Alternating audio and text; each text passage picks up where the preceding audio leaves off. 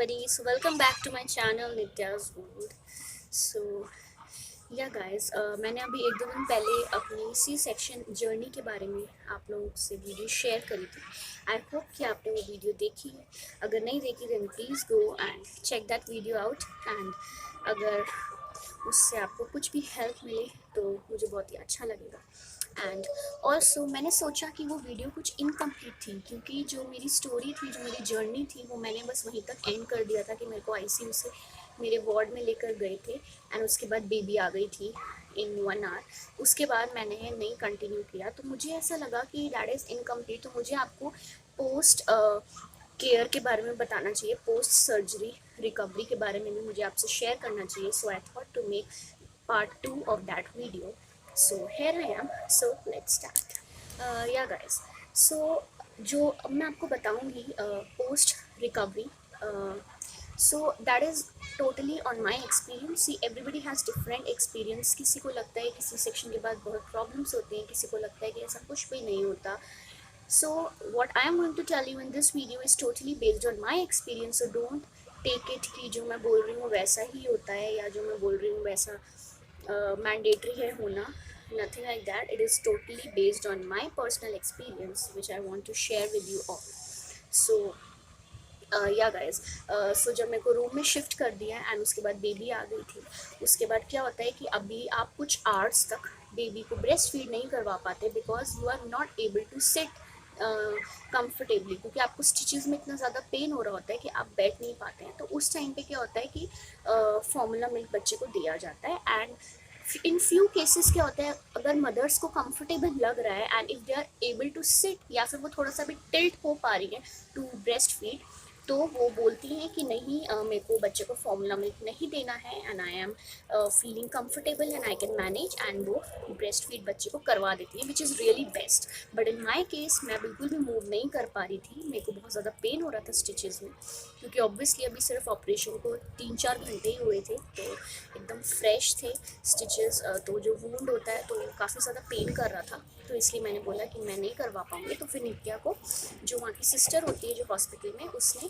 Formula milk से feed करवाया था। सो आई डोंट थिंक सो उसमें कोई प्रॉब्लम है, but it totally depends on your personal experience कि आपकी उस टाइम पे सिचुएशन कैसी है कैसी नहीं। सो या गाइस, अब बात आती है कि आप उठ कब पाते हैं। सी आजकल जो है सी सेक्शन के कुछ घंटे बाद ही, लाइक अगर आपका मॉर्निंग में ऑपरेशन हुआ है तो टिल इवनिंग ही आपको डॉक्टर बोलती है कि try to sit, try to walk, take few steps. So आजकल ये बहुत ज़्यादा कॉमन हो गया। पहले क्या होता था कि अगर बोलते हैं अच्छा सी सेक्शन हुआ है फिर तो तुम 1 हफ्ता हॉस्पिटल में एडमिट रहने वाली हो, बट आजकल ऐसा कुछ नहीं है। आजकल you can save third day या किसी किसी केसेस में तो सेकेंड डे पे ही छुट्टी हो जाती है guys. So it depends on the patient कि वो कितना अपने आप को बेटर फील कर रहा है।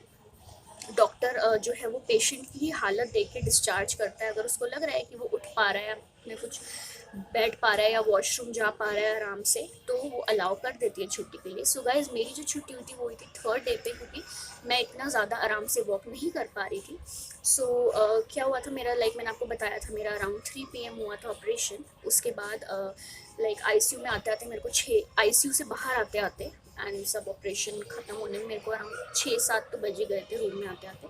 तो उसके बाद रात में अराउंड 9-10 बजे से डॉक्टर ने मेरे को आके बोला, जब वो चेक करने आती है, उसने मेरे को बोला थोड़ा थोड़ा मूव करने की कोशिश करो, बट अगर आपको पेन हो रहा है तो don't force, but you have to keep on trying, ताकि आपकी थोड़ी सी जो डर है वो खुले। सो गाइज, लाइक मैं फ्रैंकली स्पीकिंग बताऊंगी कि उस टाइम पे तो मुझे बहुत ज़्यादा पेन हो रहा था। लाइक वॉशरूम भी मैं 2 जनों के हाथ पकड़ के सहारा ले लेके चल के जा रही थी, क्योंकि स्टिचेस इतने ज़्यादा पेन कर रहे थे कि मैं अपना जो पैर है वो ज़मीन पे रख ही नहीं पा रही थी। मतलब ज़ोर पड़ ही नहीं रहा था बिल्कुल भी, क्योंकि जो सारा जोर है वो स्टिचेस पे आ रहा था अगर मैं अपना पैर नीचे रख रही थी। तो मेरा वॉशरूम जाना भी बहुत मुश्किल हो गया था and that time you can say I was literally crying. मुझे ऐसा लग रहा था कि मैं अब कभी लाइफ में चल ही नहीं पाऊंगी या मेरे कभी स्टिचेस ठीक होंगे ही नहीं। सो वो एक टाइम था जो मुझे लग रहा था कि कहीं गलत तो नहीं कर दिया सी सेक्शन करवा के। So now I tell you. So guys, उस वो वाली रात तो ऐसी कटी थी जो फर्स्ट नाइट थी बेबी के साथ। एंड बहुत ज़्यादा उस टाइम पे क्रिटिकल सिचुएशन हो जाती है। क्रिटिकल सिचुएशन ये हो जाती है कि आपका बेबी, लाइक उसको अगर भूख लग रही होती है वो रोता है, बट आप उसको प्रॉपरली ना होल्ड कर पाते अपने आर्म्स में एंड ना आप उसको ब्रेस्ट फीड करवा पाते हो, क्योंकि आप खुद ही इतने मजबूर होते हो, क्योंकि आपको बहुत ज़्यादा पेन हो रहा होता है। तो जो साथ में जो अटेंडेंट होता है वही बच्चे को देखता है उस टाइम पे। लाइक उस टाइम पे मेरे हस्बैंड मेरे साथ थे रात को, तो उन्होंने ही उसको देखा, अगर वो रो रही थी उसको अपनी गोदी में लिया, उसको चुप करवाया, और अगर फीड करवाना था तो जो सिस्टर है उसने करवाया था, क्योंकि ऑब्वियसली अभी स्टार्टिंग में वी आर न्यू पेरेंट्स, तो उस टाइम पे हमें आता नहीं है कि कैसे बच्चे को होल्ड करना है एंड कैसे दूध पिलाना है। तो इसलिए हम सिस्टर को बुला लेते थे एंड दूध पिला देती थी। फिर धीरे धीरे उसने हमें सिखाया कि आपको कैसे गोदी में एकदम से प्रॉपर पोजीशन भी बताई करके कि ऐसे आप होल्ड करना है एंड ऐसे दूध पिलाना है एंड इतना दूध देना है। ये सब उसने प्रोसीजर बताया कि दूध बनाना कैसे, फॉर्मूला मिल्क इन केस आपको आगे भी देना पड़े। सो वो हमने समझा तरीका। सो वो पूरी रात गाइस ऐसी कटी, लाइक मेरा वॉशरूम जाने में भी मेरे को बहुत ज़्यादा पेन हो रहा था। फिर आया next day, like second day of my surgery, तो फिर मॉर्निंग में मैंने थोड़ा थोड़ा ट्राई किया कि मैं चलूँ, पहले सिस्टर का हाथ पकड़ के, फिर कभी कभी ऐसे ही सहारा ले लेके, और मैंने कोशिश करी चलने की एंड थोड़ा बहुत मैं चल भी ली, बट बीच बीच में ब्रेक ले रही थी एंड मैं बैठ रही थी। सो वो जो 2 दिन होते हैं वो थोड़े सीवियर होते हैं आफ्टर सी सेक्शन। सो बस वही है, धीरे धीरे मैंने ट्राई किया चलने का। डॉक्टर भी बीच बीच में आके मेरी रिकवरी देख रही थी, उन्होंने बोला स्टिचेस भी बिल्कुल ठीक हैं, कोई प्रॉब्लम नहीं है स्टिचेस में। एंड बेबी को भी जो बेबी का जो डॉक्टर होता है पेडिट्रिशियन, वो भी आके विजिट कर रहा था टाइम टू टाइम एंड उसके भी जो भी चीज़ें थी वो सब ठीक थी, क्योंकि वो सब टेस्ट वगैरह करते हैं स्टार्टिंग में, बच्चे को जॉन्डिस होने के बहुत चांसेस होते हैं। सो वो सब ठीक था थैंकफुली नित्या का। सो बस फिर सेकंड डे भी मैंने थोड़ा थोड़ा ट्राई किया, फिर मैं चल पा रही थी एंड सहारा ले लेके चल पा रही थी। एंड फिर डॉक्टर ने बोला कि आप शाम तक आपको बहुत ज़्यादा रिलीफ आ जाएगा, डोंट वरी। सो मैंने अपनी तरफ से पूरा ट्राई किया कि मैं चलने की कोशिश करूं, बट पेन हो रहा था तो फिर बहुत मेरे को अनकंफर्टेबल लग रहा था, तो मैंने बोला मेरे से नहीं चला जा रहा ये वो। एंड थोड़ा लाइक आई क्राइड ऑल्सो कि पता नहीं मैं बेबी को कैसे संभालूंगी, मेरे को तो इतना पेन हो रहा है। मुझे ऐसा लग रहा था पता नहीं कितने टाइम तक, कितने दिनों तक मैं ऐसे ही रहूँगी। सो वो सब थॉट्स आने बहुत ही ज़्यादा नॉर्मल है उस time. So okay, now third day मेरे को मच बेटर फील हुआ। लाइक मैं बिना सहारे के बहुत ही स्लोली बेबी स्टेप्स ले लेके चल पा रही थी। आई वुड नॉट से कि बस बिना सहारे के मैं भागने लग गई, no, I be very honest, जो मेरे साथ हुआ बहुत ही बेबी स्टेप्स ले लेके मैं चल पा रही थी। ऑब्वियसली पेन हो ही रहा था स्टिचेस में, but you have to go home. तो अगर आप डॉक्टर को बोलोगे ही नहीं कि मुझे बेटर फील हो रहा है, या डॉक्टर आपको देखेगा नहीं कि आप चल रहे हो, तो आपकी छुट्टी नहीं करेगा। सो मैंने बोला yes I am feeling better, and मैं उनके सामने चल के भी मैंने उनको दिखाया। Then finally he said okay we are giving you discharge. And उन्होंने मुझे बताया आपको कैसे कैसे वॉक करना है, क्या करना है क्या नहीं करना है, एक्सरसाइज आपको कब से स्टार्ट करनी है या नहीं करनी है, एंड ये सब उन्होंने मेरे को पूरा एक्सप्लेन किया। सो फाइनली फिर मुझे डिस्चार्ज मिल गया।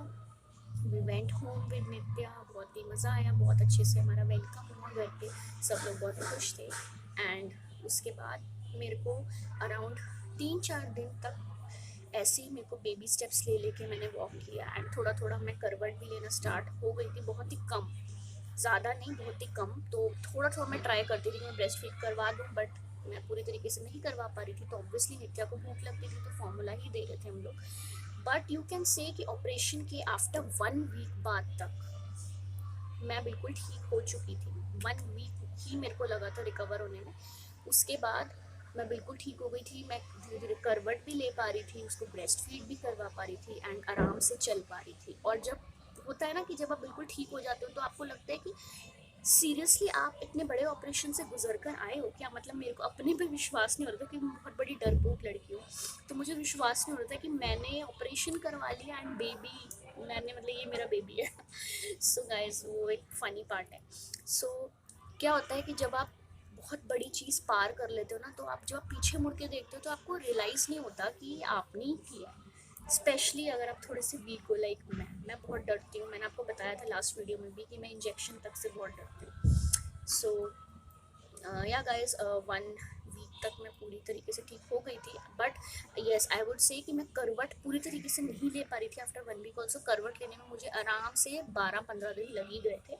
उसके बाद भी मतलब 12-15 दिन के बाद भी जब करवट ले लेती थी तब भी पेन होता था थोड़ा थोड़ा। सो पूरा तो मैं कहूँगी कि 1 मंथ लग जाता है पूरी तरीके से रिकवर होने में।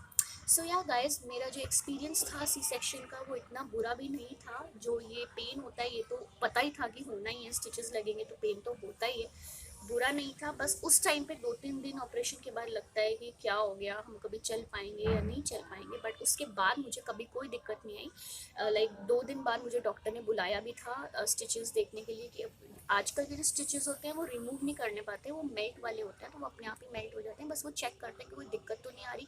कोई कभी कभी क्या होता है किसी किसी के स्टिच में वूंड बन जाता है, तो वो सब चेक करने के लिए वो बुलाते हैं कि कोई दिक्कत तो नहीं है। एंड नित्या को भी बुलाया था चेक करने के लिए एंड हमसे पूछने के लिए कि आपको कोई प्रॉब्लम तो नहीं हो रही है या ये फीड कितना ले रही है, ये सब। सो वो विजिट भी डॉक्टर की अच्छी हो गई थी। डॉक्टर ने बोला था कोई दिक्कत नहीं है। And yes, the main thing is आपको अपनी केयर करनी बहुत ज़रूरी है गाइस। जो सप्लीमेंट्स होते हैं आफ्टर सर्जरी वो आपको लेने ही हैं। जो आप प्रेगनेंसी में ले रहे थे आयरन कैल्शियम, वो आपको कंटिन्यू रखने हैं एटलीस्ट 2 मंथ्स तक आफ्टर सर्जरी, क्योंकि आप फीड कराओगे तो obviously you need the supplements calcium iron.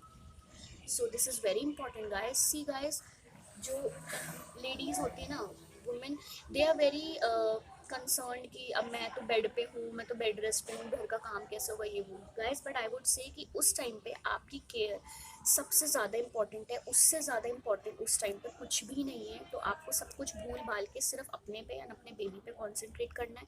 आपको रेस्ट अच्छे से करना है गाइस। काम तो पूरी ज़िंदगी होते रहेंगे बट आपको रेस्ट करना है, क्योंकि अगर आपकी हेल्थ इस टाइम पे अगर आप ठीक नहीं रखोगे तो फिर आपको पूरी लाइफ भुगतना पड़ सकता है। तो कई लेडीज़ क्या करती हैं कि वो डॉक्टर की नहीं सुनती एंड घर आते ही काम में लग जाती हैं। आई एम नॉट सेइंग कि बस आप बेड पे ही लेटे रहो, कुछ मत करो। I am not saying, you have to be active.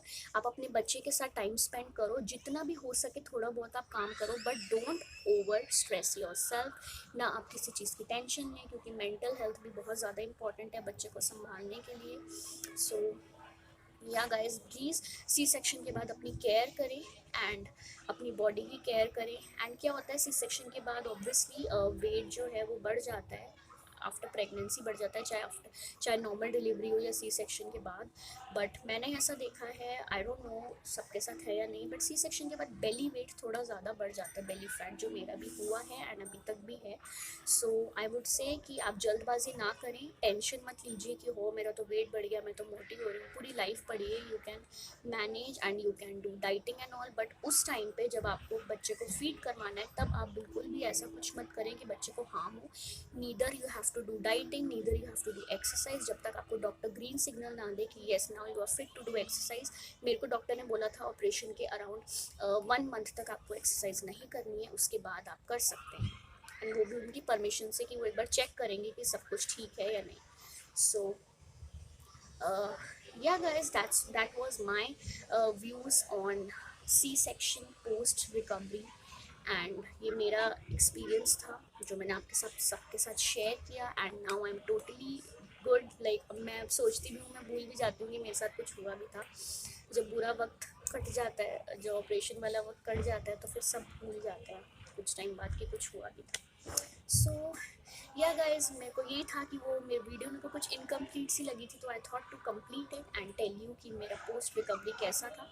So I would say कि सी सेक्शन मेरा बहुत ही अच्छा हुआ था, कोई भी दिक्कत नहीं आई थी। It's just you have to take care of your self and along with the baby of course. And obviously उस टाइम पे फैमिली मेम्बर्स की जो हेल्प होती है वो भी बहुत ज़्यादा इंपॉर्टेंट होती है। आप अकेले कुछ भी नहीं कर सकते, you need support of your family members. And I am lucky enough कि मेरे को अपने फैमिली मेम्बर्स का बहुत सपोर्ट मिला।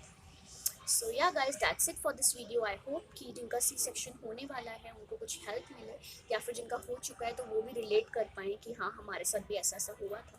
So yeah guys, that's it for this video. I hope you like this video. If you do, then please hit the like button, please subscribe to my channel, and please comment if you have any suggestions or any questions. Thanks for watching. See you in the next video very soon. Till then, bye bye, take care, stay home, stay safe, and don't forget to subscribe.